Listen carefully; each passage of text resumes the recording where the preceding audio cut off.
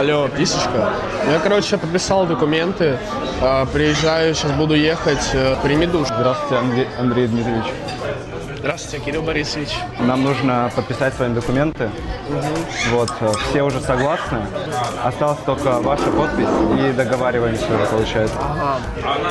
Давайте. Что подписывать? Смотрите, открывайте последние 2 страницы. Вот вам ручка. Откройте ее и подпишите там. В принципе, все понятно. Все. Тогда ожидаем уже дальнейшего сотрудничества.